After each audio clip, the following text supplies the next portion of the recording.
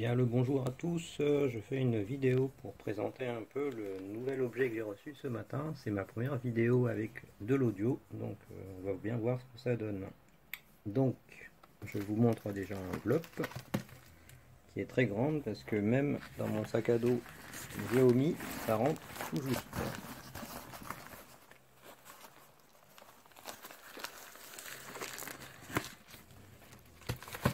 Voilà, donc je vous déballe ça. On va déjà regarder ce qu'il y a dedans. Donc, et qu'est-ce qu'on y retrouve dedans? Voilà l'oscilloscope que j'attendais depuis plusieurs mois. J'étais en contact avec la société DreamSource Lab par mail et qui m'ont annoncé que ce modèle, donc le DS4T252, sortait en fin juin, enfin autour de juin. Voilà, donc là je l'ai commandé et je l'ai reçu ce matin. C'était très rapide.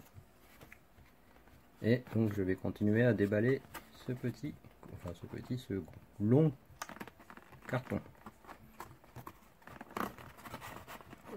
Oula. Voilà, on a une belle pochette noire avec un beau zip bicolore et le logo de l'entreprise et une fermeture éclair rouge. Donc on va ouvrir ça. Très belle qualité la pochette. D'ailleurs ils sont très sympas, les contacts que j'ai eu par mail en anglais évidemment, très sympas les gens de chez eux. Voilà, donc à l'intérieur on a une petite pochette, je pense que c'est le manuel. Voilà. Alors, s'il veut bien faire le focus, ouais. Donc là on a une partie en chinois. Ouais, donc ça va être le verso qu'on a en anglais.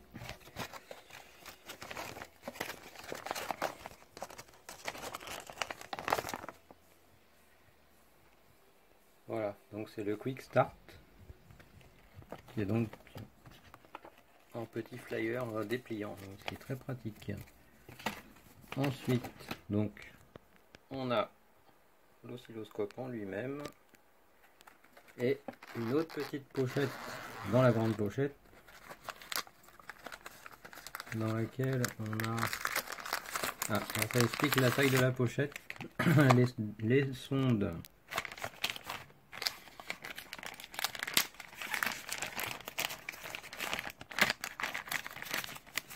c'est des sondes qui prennent toute la place.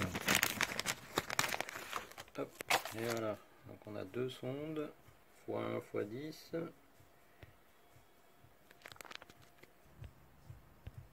Ça y est. Et les caractéristiques, je mets. Voilà. Ah, ça y est. Donc 60 MHz x1 x 10 et x 10 à 300 MHz. Ensuite, on a tous les petits anneaux de couleur, le petit tournevis de réglage, les petits ressorts pour les PCB.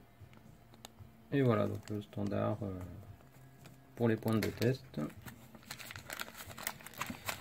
On a un câble USB-C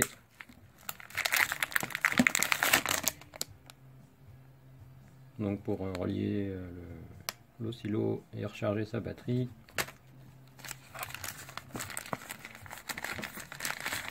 Et le connecteur, celui-là ça doit être pour le générateur de signal sur le côté. Voilà, c'est lui là. Voilà, donc un petit tour vite fait de l'appareil. Donc il y a déjà un film dessus, donc moi je vais pas l'enlever parce que j'aime bien avoir des films de protection.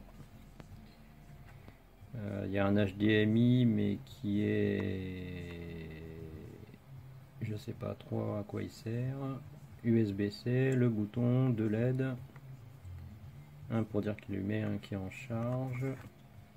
Derrière on a le petit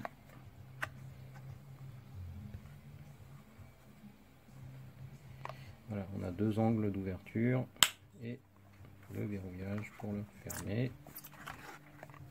Et donc là on a deux BNC. Alors je sais pas si les BNC sont compatibles avec les BNC, je sais plus comment ça s'appelle, je crois que c'est UPI je crois, enfin les BNC spécifiques qui permettent de communiquer avec l'intérieur pour donner leurs caractéristiques, comme des sondes différentielles ou autres. Et là on a le petit connecteur de calibrage, hein, donc, sans doute 1 kHz avec la masse, hein, comme d'habitude. Voilà, voilà. Bon, je vais essayer de changer la configuration pour continuer, parce que là c'est pas pratique. Hein. On met d'enlever le film.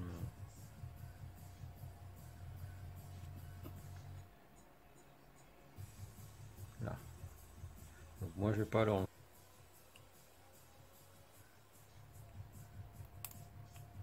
Voilà.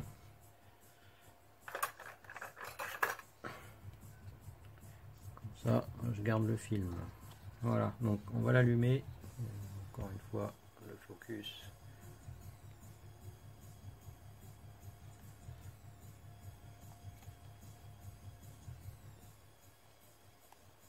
Voilà. Déjà, si on fait un appui court, on voit que la LED verte elle s'allume et s'éteint aussitôt. Donc ça c'est pas mal, ça permet d'éviter qu'il s'allume dans une sacoche ou dans n'importe quel mode de transport. Donc là, il faut rester appuyé dessus. Voilà. Et il est déjà démarré. Alors là, rien à voir avec mon siglante. Voilà, donc là on a l'écran d'accueil. Alors est-ce que oui, c'est bon. Ça, le focus il marche à peu près. Alors, qu'est-ce qu'on a dans les menus? Donc déjà là-haut, et ben on a la version du film. Ah, c'est super fluide.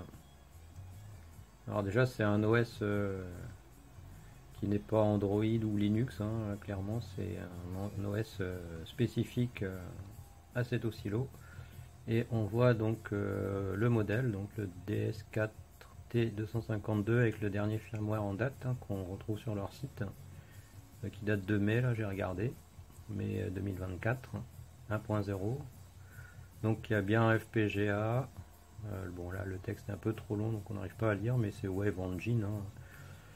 Hein. C'est le petit modèle qui vient de sortir, donc 50 MHz en simple canal, hein, donc en analogique. 200 mégasamples par seconde. Et l'équivalente 1 giga, alors je sais pas trop comment ils calculent ça. Et il y a 2 millions de points.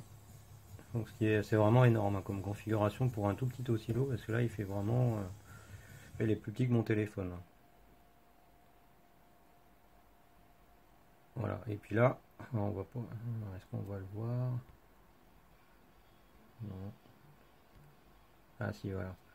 Donc là, on a un bouton qui permet, encore super fluide, de choisir la langue. Donc moi je reprends l'English et on voit les animations qui sont hyper rapides. Donc voilà. Ensuite, bah là l'oscilloscope il est en stop, hein, donc il faut appuyer sur play. Au niveau des boutons, bah, on va pas le voir parce que j'ai baissé la lumière pour pas avoir trop de reflets. Bon, j'en ai allumé une petite pour mieux voir là. Voilà.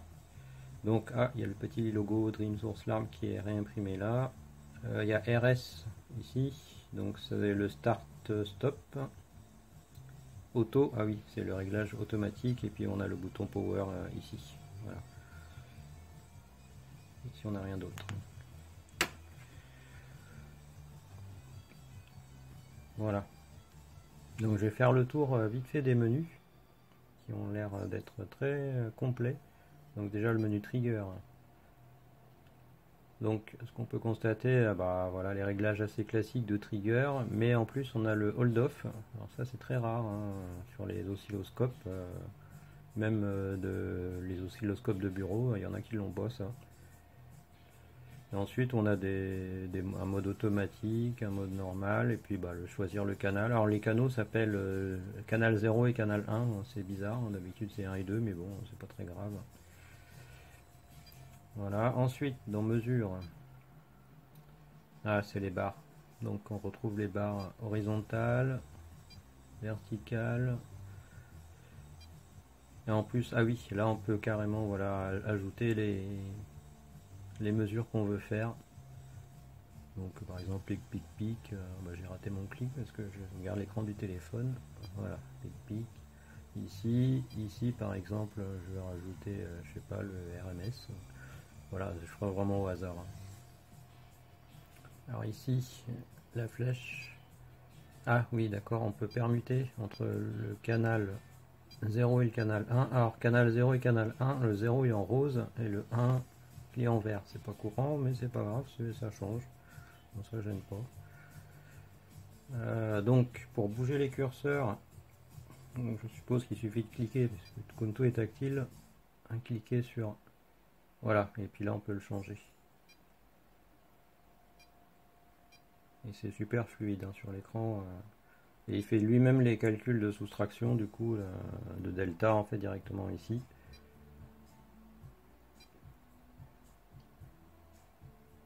Voilà, bon bah du coup on peut inverser les deux.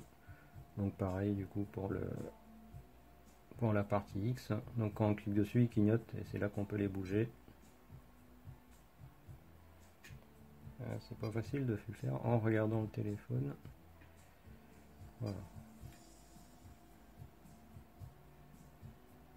Voilà, donc pour les mesures, donc pour l'instant je teste comme ça. Donc je suppose que là ça doit tout supprimer et là, ouais, voilà, c'est ça. Et puis là ça doit supprimer que une case qu'on sélectionne. Hein.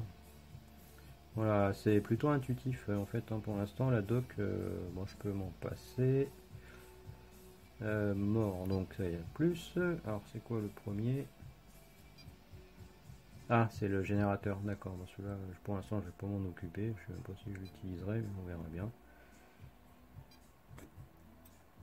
Ça, bah, vu l'icône, c'est sûr que c'est pour décoder. Voilà, c'est pour décoder les signaux. Voilà, donc I2C, UART, SPI.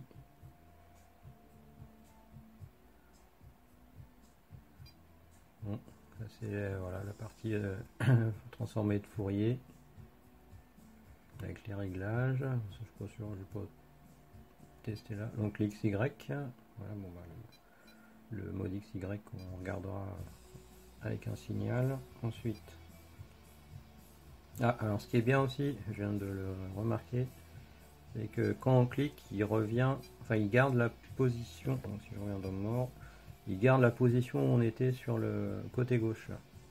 C'est-à-dire que là, genre, je vais tout en bas, ici, je vais dans Trigger et je reviens dans mort, et ben il garde bien la position. Donc ça peut être pas mal pour revenir rapidement sur des choses qu'on veut régler. Alors, P, ça va être pour la persistance. Ouais, bah oui, c'est voilà. Ah, vu l'icône, hein, encore une fois. Le balayage, enfin le balai plutôt, ça doit être pour effacer le graphique. Bah là, comme il n'y a rien pour l'instant, j'ai rien branché encore. Et ACQ, ça doit être acquire, donc ou acquisition. Ouais, voilà, c'est l'acquisition. Moi, je suis au max là, et puis Cynix. Celui-là, il va que jusqu'à 2 mégas puisque c'est le petit modèle à 50 MHz, hein, mais c'est bien suffisant pour mon usage.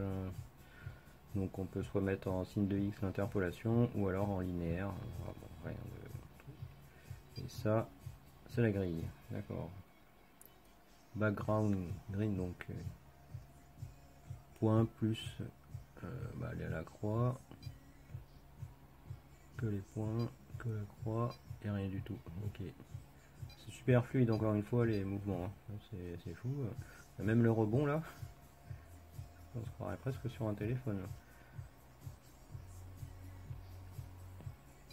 L'engrenage, ah d'accord, c'est les réglages. Donc là, calibration automatique. Ah, ça, vous que je regarde. Ah, ça, ok, ça doit être comme tous les oscillos. On débranche les BNC. Ouais, voilà, c'est marqué Don't Connect Any Prog, machin. Donc on va le lancer, on va voir. Ah, l'animation elle est marrante, on dirait un jeu vidéo. Ah, il y a relais qui ont cliqué. Ok, bon, je vais pas la faire là, ça risque d'être long, je pense. Mais voilà, ça permet de voir un peu comment c'était fait. Je vais virer les XY là.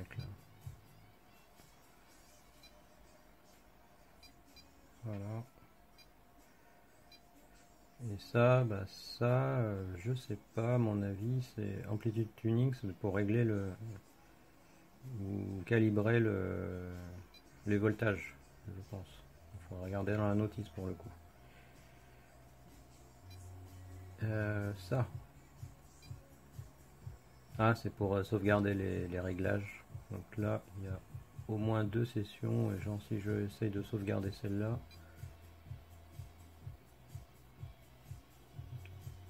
Ok, bah, je vais faire ça, save. Ouais, donc je sais pas combien de mémoire il y a. Encore une fois, il faudrait aller voir le manuel. Ah, bah là, il est en cours de prise d'une capture d'écran. Encore. Ici, donc c'est avec la galerie. Ouais, c'est ça, c'est la galerie. Donc là, il vient d'afficher ce que je viens de prendre, donc je vais supprimer. Ah, il affiche le logo de Dream Source Lab. Je reviens là. Le fromage, bah, c'est l'utilisation disque, bah oui, voilà, c'est ça. Et la clé USB, je suis pas branché, donc je pense que ça va rien faire. Ouais, voilà, no USB connexion, normal. Et le disque dur, ah, il y a un reset, allez hop. Voilà, il formate la mémoire interne. Donc bah voilà. Donc dans les menus, je dirais déjà là-haut, c'est pas mal, c'est simple et c'est assez intuitif. Single, donc voilà, si on veut passer en single, on appuie dessus. Donc le play, du coup, là on voit pas la trace. Je dois être sur. Ah et voilà, la trace est arrivée. Voilà. Et là il fait, ouais, il attend le trigger. D'accord. Bon, voilà, ça, là ça va, c'est pas trop sorcier. Ici, on va commencer à regarder les cas. Bon, continuons un peu la review de ce petit oscilloscope. Donc bah, je vais pour la suite, je vais brancher hein, sur une des sondes qui est fournie pour faire les essais. Ça va être plus facile avec un signal. Hop, voilà. Alors, la masse donc pose ici et la masse est en dessous. Voilà, même si c'est la masse commune de l'appareil, je le branche quand même. Voilà. Et je vais garder. Voilà, on revoit les caractéristiques de la sonde. Voilà, je vais la mettre comme ça pour pouvoir régler la compensation. Donc là, bah, je vais éteindre le canal 2. Et j'ai oublié de faire play, évidemment. Donc si je fais pas. Et il est en roll là, d'accord. Ouais, oui, normal, j'ai bougé la base de temps il y a 2 secondes par carreau. Hop. Voilà, ah bah c'était rapide. Voilà, les couleurs elles sont, ouais, elles sont un peu délavées sur le téléphone, pourtant bon. Mais le rose est bien rose. Hein. Voilà. Bon, je vais régler la compensation avec le tournevis.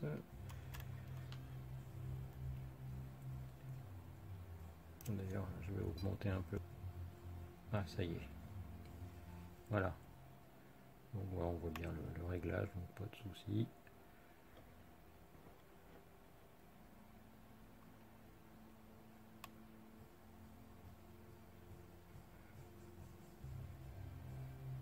Voilà, là c'est pas trop mal. Je vais en profiter déjà pour faire quelques mesures. Donc je vais ajouter. Bon, je vais mettre plutôt en bas, ça fera. Alors je vais mettre quoi? La fréquence, tiens. Et ici, je vais mettre par exemple le pic-pic.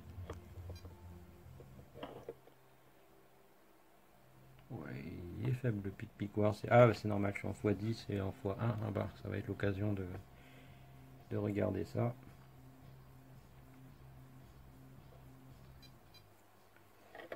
Voilà. Donc là, je suis bien en x10 sur la sonde. En fait, les sondes, elles sont par défaut en déballage à x10. Donc, c'est pour moi qui l'avais mis.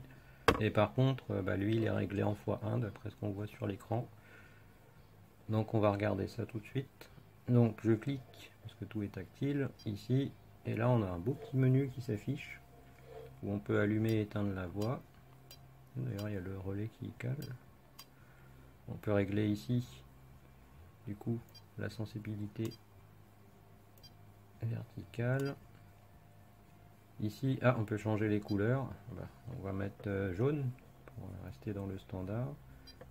Voilà, tout change en jaune en plus. On peut changer aussi les unités. Ça c'est intéressant, je vais faire le test tout à l'heure avec ma sonde mixing.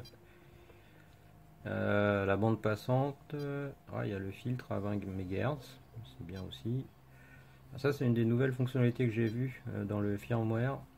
Ils ont rajouté la possibilité d'inverser le canal. Alors ça c'est sympa aussi, ça évite éventuellement de brancher dans l'autre sens les câbles, surtout si on a par exemple un problème avec des masses communes. Et le couplage, donc DC ou AC. Et puis on a l'atténuation aussi, ici. Et puis c'est super rapide le scrolling. C'est là que je vais pouvoir régler mon x10 du coup, voilà. Et là je reviens ici, je suppose. Voilà. Donc là maintenant c'est beaucoup mieux là. J'ai 3 volts 2, donc ça doit être un régulateur 3.3 qui alimente la sortie qui est là quoi. 1 kHz à peu près. Ouais. Après c'est ce qu'ils disent, j'ai regardé vite fait, c'est pas tout à fait 1 kg mais c'est à peu près 1 kg la fréquence indiquée là.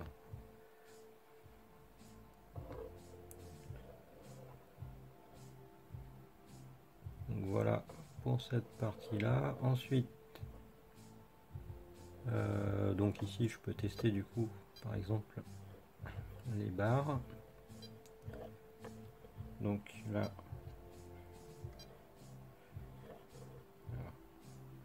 voilà, donc là je le monte ici et je prends celui d'en bas.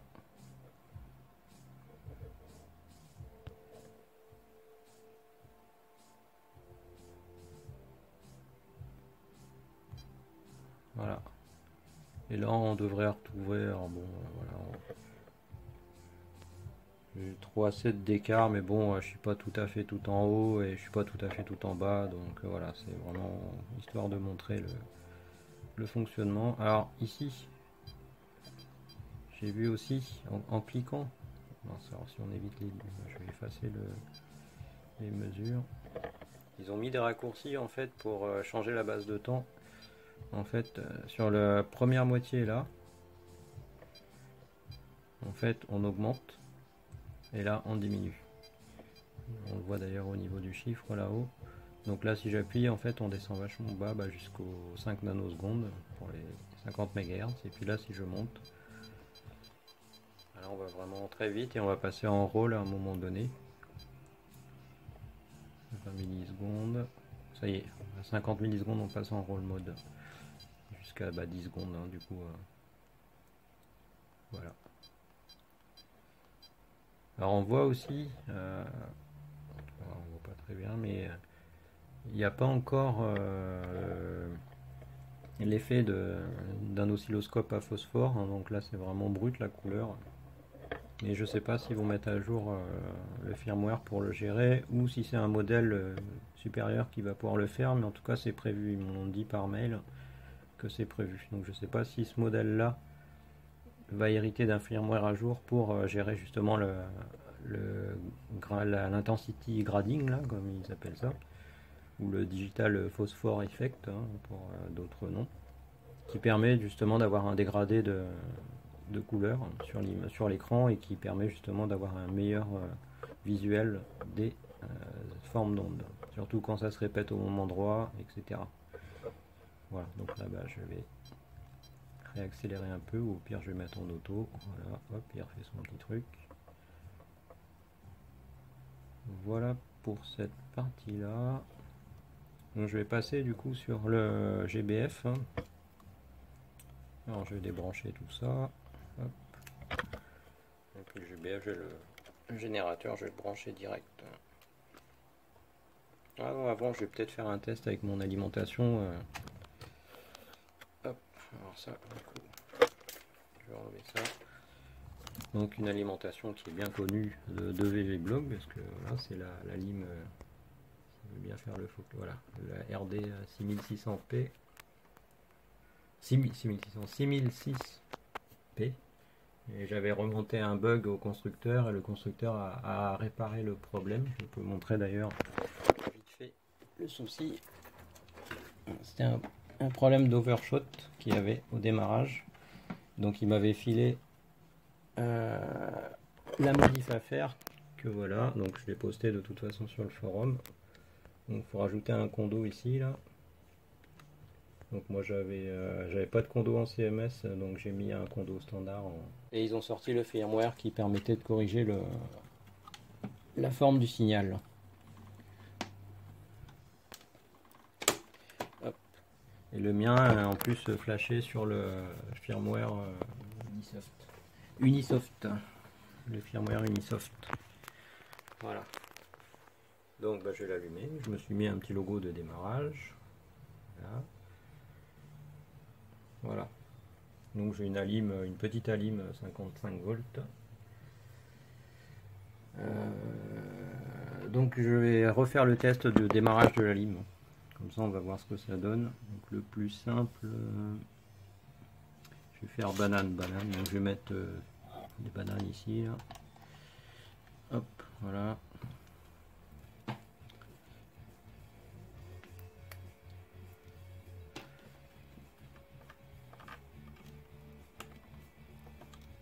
Hop là, voilà. Ah oui, un petit truc qui est sympa. Ça c'est rare aussi, les oscillos qui affichent cette information là. Le out of range. Le x10 parce que là j'ai plus ma sonde, donc je vais remettre un x1. Voilà, il y a des erreurs stupides.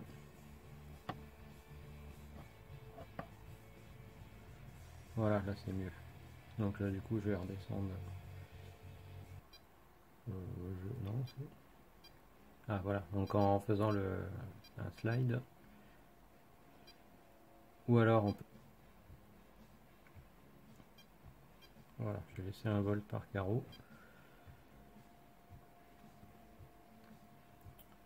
Bon, je vais descendre un peu. 10 millisecondes, ça doit être suffisant.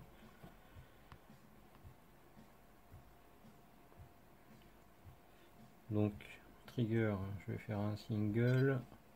Le trig, il a 2 volts. Bon, ouais, ça doit être bon.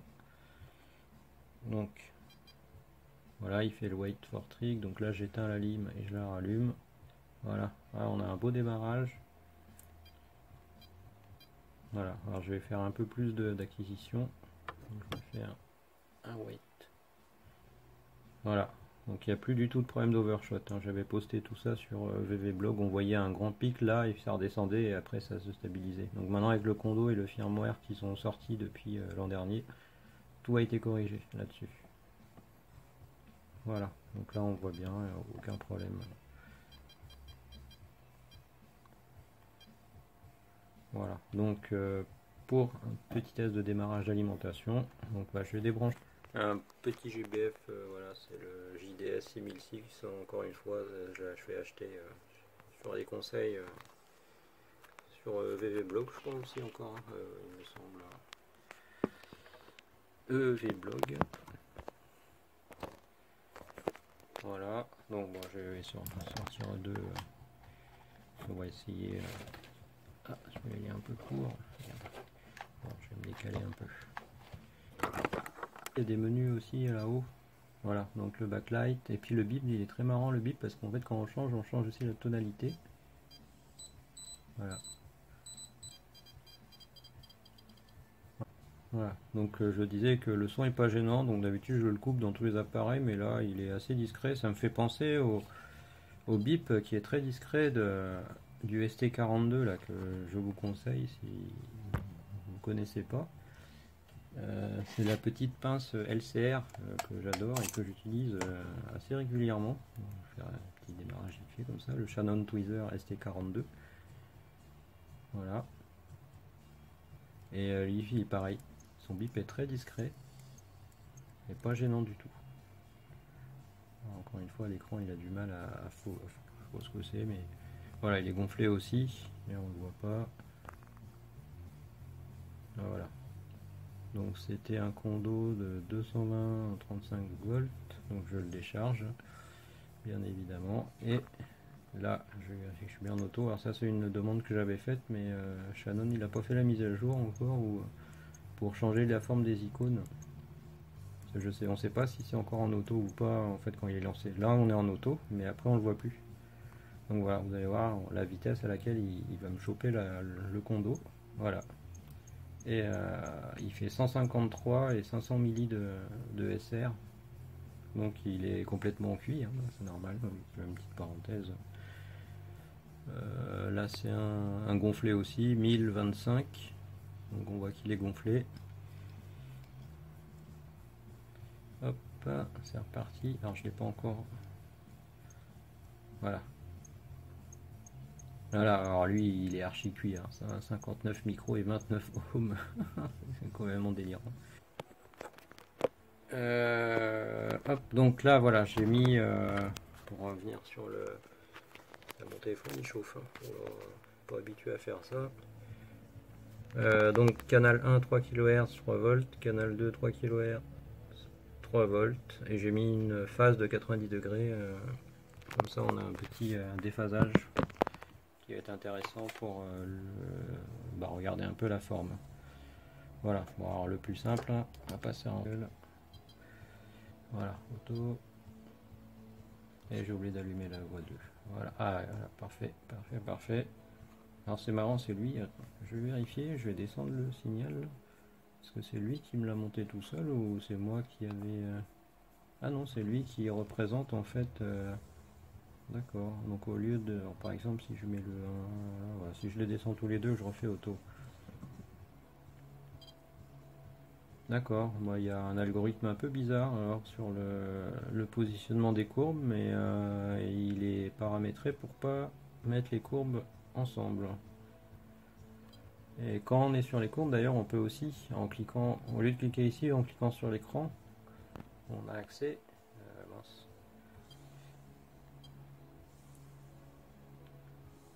On a accès, voilà, un quart, un demi ou trois quarts. En fait, ça positionne directement l'onde sur l'écran.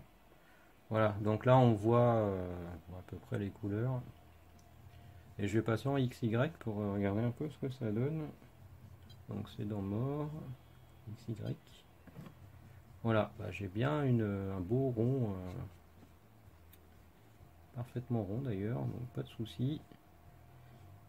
Je vais augmenter un peu le... Voilà, avec ça, je vais passer par là. Donc là, voilà. Et donc là, je suis à 500 milli parce que oui, comme je sors pas beaucoup. Voilà. Donc le rond est plus grand. Donc maintenant, bah, je vais changer un peu les fréquences pour voir. Ouais, bah, déjà, on voit que c'est super rapide, hein, le rafraîchissement là. Ah oui, oui, oui.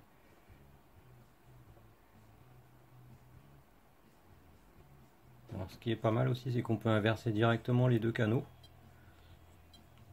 Ah oui, alors du coup, sur le téléphone, on ne le voit pas, mais là, la courbe est passée verte. Je vais essayer. Voilà. Donc là, elle est verte. Là, si j'éteins les deux, bah forcément, il n'y a plus rien. Et là, elle est jaune. Parce qu'en fait, elle est priorisée du coup sur celui qu'on choisit. Donc, je vais refaire le balayage encore. Voilà. Donc, si j'inverse, voilà, on voit bien vert. Là, il y a un truc qui est marrant. C'est qu'en fait, il affiche les deux. Ah, ça fait des trucs sympas. Ah, ouais. Ah. Oh, on a des figures là. Je vais essayer canal 2. Ah. Wow, c'est beau là. Alors, je pense pas que ça soit un bug, mais c'est un truc à mon avis qui n'est pas... Voilà, normalement c'est soit ça ou soit ça. Forcément parce qu'on inverse les canaux. Mais là en mettant les deux, en fait il affiche les deux. Alors c'est très marrant, je crois que j'ai jamais vu ça sur un oscillo. En fait, il affiche les deux en duplication. Du coup, on a même les deux cercles là, qui sont bien superposés d'ailleurs, donc il n'y a pas d'erreur d'échantillonnage sur les canaux. Et ça fait des trucs bien marrants hein, quand même.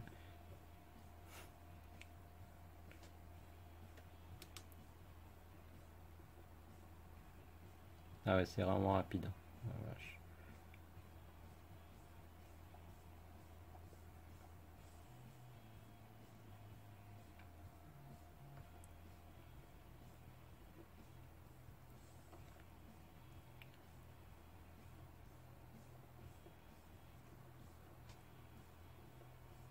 Ouais. Ouais, bon, je vais pas rester 3 heures dessus, mais voilà. Ça marche très bien le XY1 sur cet oscillo. Voilà, donc ça faisait ça en forme d'onde. Donc une belle désynchronisation entre les deux.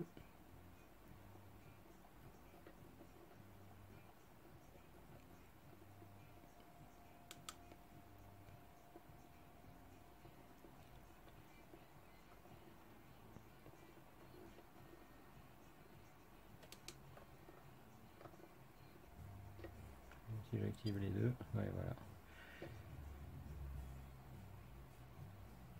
Voilà, bon. Pushy oscilloscope.